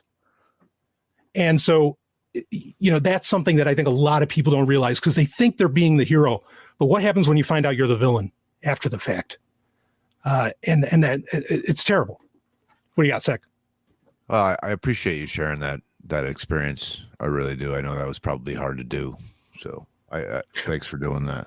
Sure. Yeah. I mean, again, I don't want it to be emotional. Like I consider that a fact. Like I've seen so many people vomit after the first time they've killed, and there's other people where they've had this realization. I've talked to them, and it's a very real thing that happens for so many. Or if they don't come to that realization, they end up with PTSD the rest of their life. And that can come just as much from defending your house as it could be your country. Yeah. So, well, I'll back you ahead. up there because I've never taken a life, but I have gotten in some really brutal fights and beaten people pretty badly. And I was never a bully. I never really went looking for fights, but I would never ever back down from one, Yeah, sure. Right on. And I was completely okay with escalating. I was young and stupid and angry, and so still to this day, I can see certain images in my head that I was probably, technically justified in that situation, but I would beat them so badly past the point that past the point of just extinguishing a threat, you know what I mean? It was not proportional. And I could see the way their face was all bruised and bloodied and whatever. And I could still see it in my head right now as I'm talking about it. So I understand that shit never leaves you. And it doesn't, after a while, it just doesn't matter if you're fucking quote justified or not. And looking back, I was a young man then, but looking back now, fucking 20 years later or something, it's well, did you really have to just keep beating him after he was on the ground? Was that really justified? I understand. I understand completely what you're saying. Yeah, this is all to me, the arguments of why violence is not, it's not a good route, even in your own, Penguin said, in your own self-interest, which is the reason I don't like violence. It's not that it can be very effective in the short term, but there's a lot of long-term consequences, including psychological, which is what we're talking about here, and it'll fuck you up. I still think about these things now 20 years later, and it's probably some kind of PTSD or whatever, but I work through it my own way, but I could still see those images in my brain, and my memory is not good. I don't remember things well, but I can still see them. So you're right. You have to live with these actions too. And that, your mental health isn't nothing, so it's also something to consider as well. Yeah. Yeah. No, I appreciate you sharing that as well. Or Penguin, did you have something? I'm just thinking that, just to use as a basic groundwork, the legal standard maybe for a justifiable homicide, even now under the current legal system, which is, when it comes to some of these broad concepts, they're long held things that sometimes go back to common law. And it's okay. What is the legal and moral justification? Really broadly speaking, not looking at specific laws and past specific governments or anything, but like I said, broad legal traditions goes back in many cases thousands of years. What's the standard that's in place, and is it reasonable to the norms of society? I mean, you're supposed to say that I have a reasonable person would fear that their life is in danger, or the life of somebody else is in danger in a certain situation, and that's what you have to prove in court. And I know we have criticism of state-run courts, but I mean, just that as a general concept, I mean, like I said, you might have to give the person aggressed upon the benefit of the doubt when there's a situation where you have to give one side or the other, obviously, the benefit of the doubt. But, you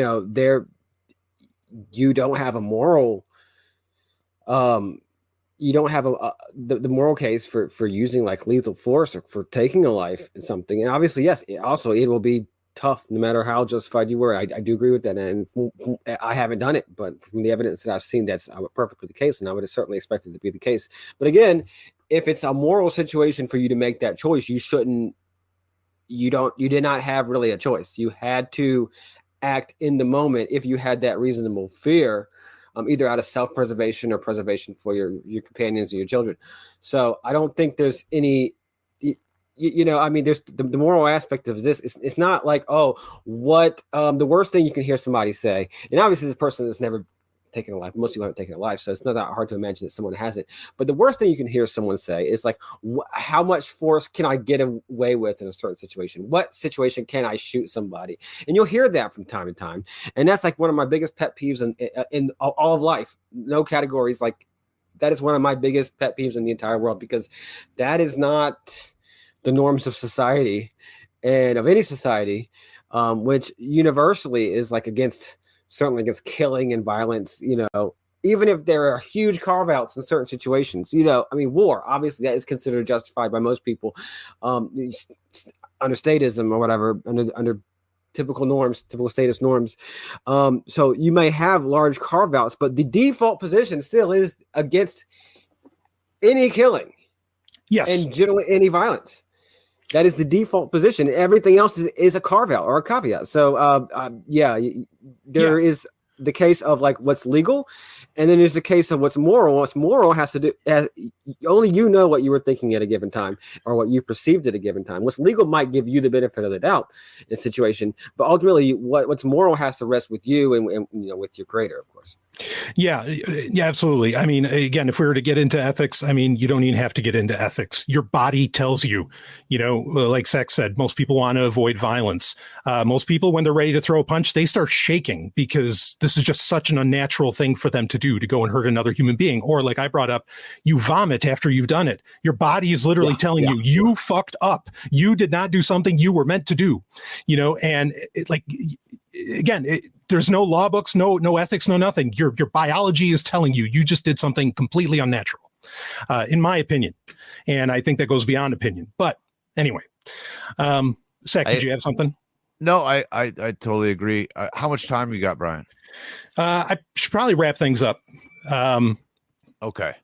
Yeah, I'm gonna leave a cliffhanger because we didn't get into anything weird this time, but I think this whole conversation was beautiful, so I'm not complaining. But sure, for next time, I'm going to posit that I think that ancient peoples and indigenous peoples' rain dances were actually real.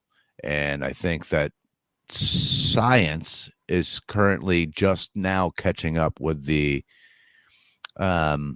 possibilities of the uses of sound.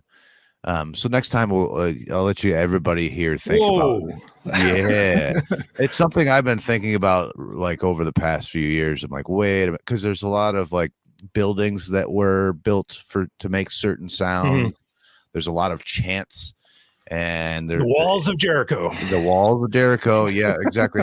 But the science is really coming along recently in terms of like uses for sound. I mean, obviously they're going to use it as fucking weapons or whatever the thing, but there's lots of things that can be done with sound that are provable by modern science now. So I think they're just getting it caught up. But we'll talk about that more next time if you guys want to think about that in between.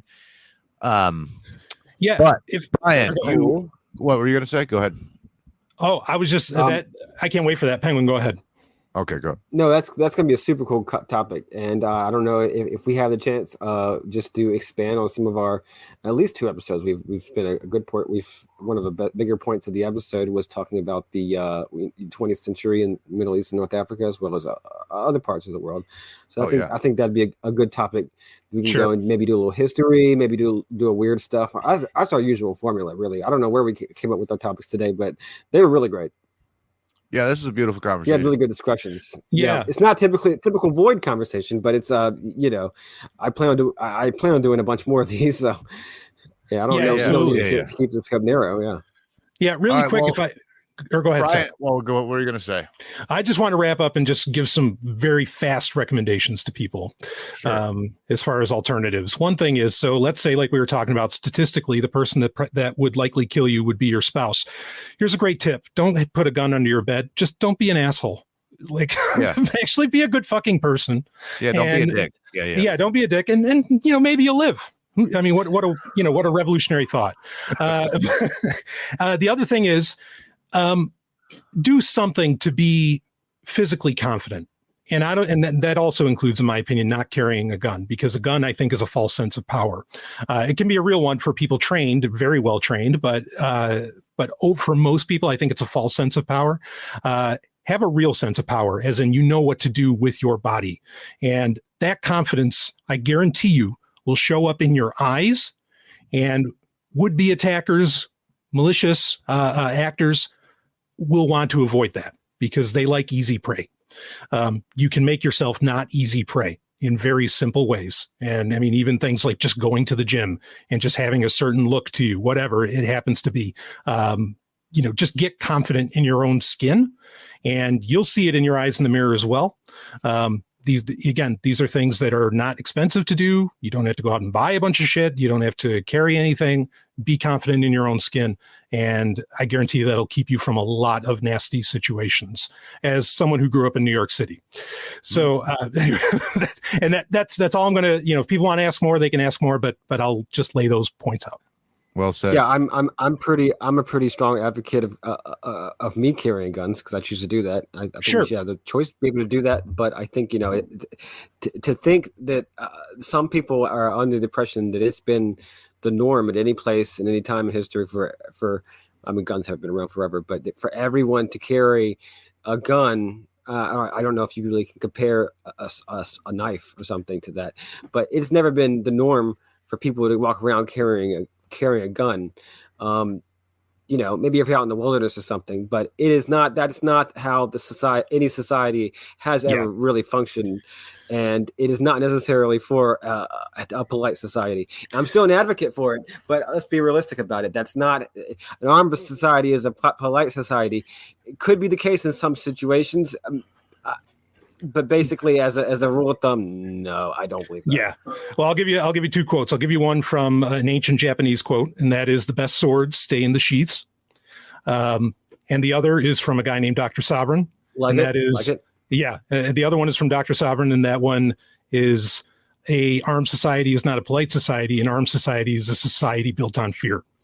So, and I'll just leave it with that. What was that quote? It's like, you haven't created freedom or safety. You just pointed a gun at everybody on the planet's head. What was that? Right. From Captain America? Yeah. Oh yeah, sure. Yeah. But a society built on the fact that people won't aggress against you because you'll blow their face off. I don't know. That's not a world I want to live in. But carry on. Brian, you've been doing a bunch of crazy shit over, making a lot of moves over at Sovryn Tech. You want to plug some stuff? Sure. Yeah. If anybody wants to check it out, just go to sovereigntech.com. That'll actually take you to now my Linktree page, which will lead you to the myriad projects going on. But lately, my wife and I have been doing our Sovryn Tech X episodes, which have been a lot of fun, talking about some really big and wild stuff that I think people would enjoy. But there's a Sovryn Technica newsletter. I just restarted my Medium page, which is getting a lot of great attention. And I'm really honored by that, getting out some great messages there, including anarchism. And actually, I'm even back on social media now. Wonders never cease. So if you want to follow me there, you can all check that out at sovereigntech.com. Making moves. Check it out. I want to go check out that Medium because I do better. That's the one where it records the audio for you, right? Yeah. Medium's really great because it'll read the stories for you. Yes. Right. I might go check that out because I much prefer audio these days. It's much easier for me to do. And you can turn it to 2x. So, you don't have to listen to me for as long, even though it's not my voice. But anyway. Well, buddy, thanks for coming on again, man. This was awesome. It wasn't weird, but I think it was a lot of stuff that people needed to hear. So, we knocked a lot off of your list, which is good. My list is unending, Brian. So, we have been recording a lot, so we had a lot to, probably on our minds to talk about. I definitely got out a lot that I had pinned up, I think. Been busy, but still had a lot of thoughts pinned up, Yeah, brilliant as always, Penguin and Sec. Thank you. All right, well, thanks for coming on. I always respect and appreciate your opinion on here. So it's always a blast. We'll do this again in the usual time frame. So everybody listening, be excellent to each other, and don't let your spouse kill you. Woo. Great note to end on. Peace. Happens more often than you think. Ciao.